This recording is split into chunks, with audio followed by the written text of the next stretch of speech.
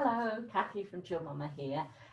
This is another one of the videos that I'm making about my Starting Solids workshops for anybody who's interested in becoming a Starting Solids Facilitator and delivering these workshops in your own area to families. So one thing I get asked is what's actually covered in the training. So the training begins with a pre-course reading list, and there are lots of great books on the pre-course reading list. One of the essentials is Why Starting Solids Matter by Amy Brown, who's a professor at Swansea University, who's done a lot of research. I was really thrilled when her book came out because it was basically my workshop in a slightly different order. So I was really pleased, but that's got all the science is there. There's also Baby-Led Weaning by My Child Won't Eat, which is absolutely fantastic, brilliant book. And just gone on the list is the Gentle Eating, which is Sarah Ockwell-Smith's book about food. So it covers babies, but also it's quite interesting.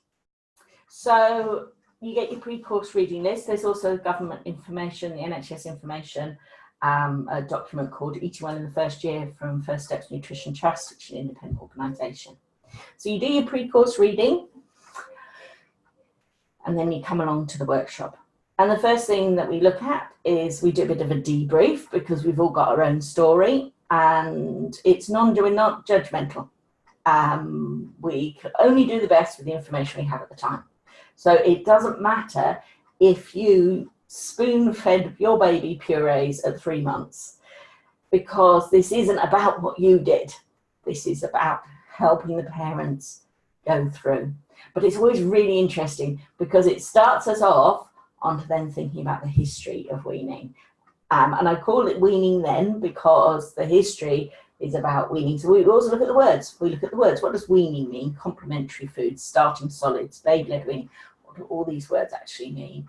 And let's have an understanding of why we are where we are. So that when you have parents that come in and say, well, my mother said, or my grandma said that it was, you started solids at 12 weeks for 12 pounds.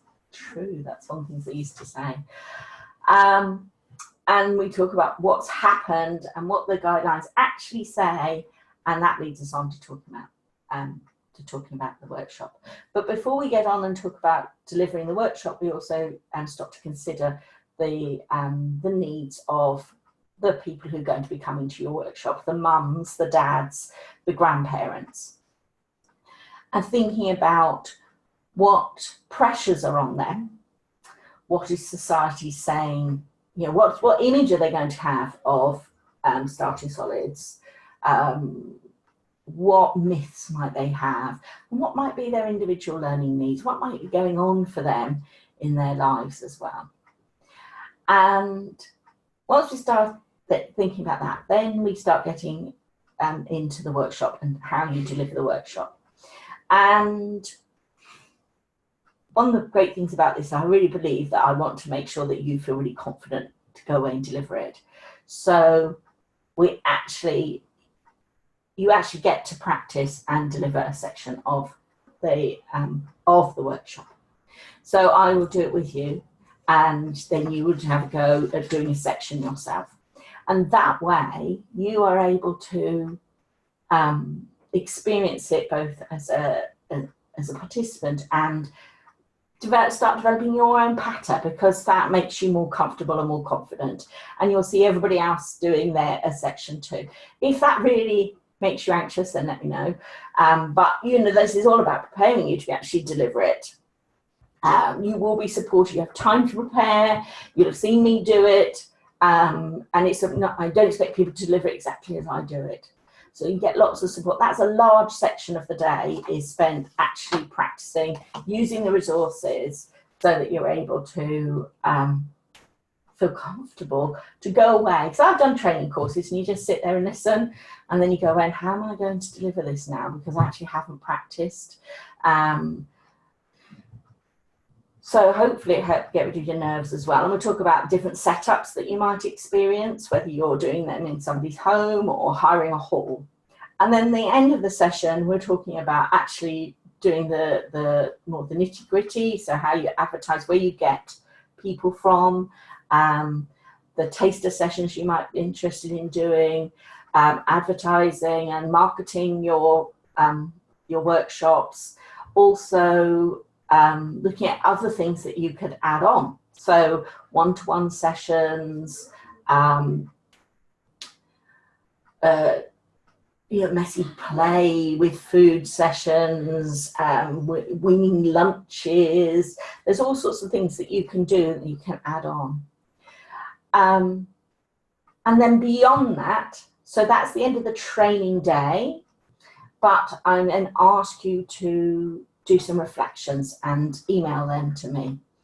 And it helps me to know that you are, that you understood.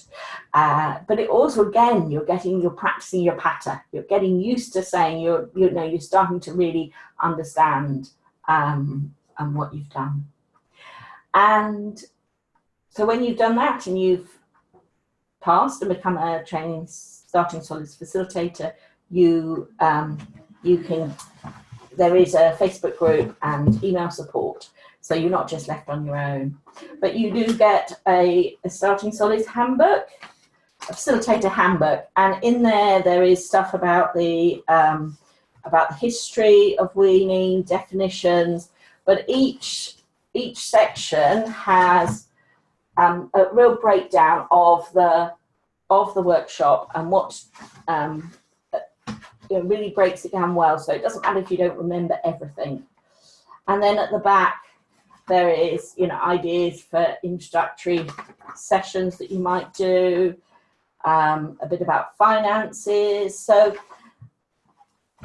I really hope that you feel really confident. You also get lots of resources to download, to print off for the activities, and I have written a book, Starting Solids, Chill Mama's Guide to the Why, When, What and How of Weaning, and you get that for your clients as well. So I hope that gives you an idea of what happens in the training. I have a maximum of 10 because I want it to, in order for everybody to have a go and it to feel really supportive. So if that sounds good to you, there's more resources, you get loads of resources. And the cards, there's all sorts of, so what you need to deliver, it's all downloadable or you can buy it from me. So if all that sounds interesting to you and you'd like to know more about becoming a facilitator, or if you're a parent and you think, oh, that sounds interesting, I'd like to do those workshops, then get in touch. Okay, thank you very much.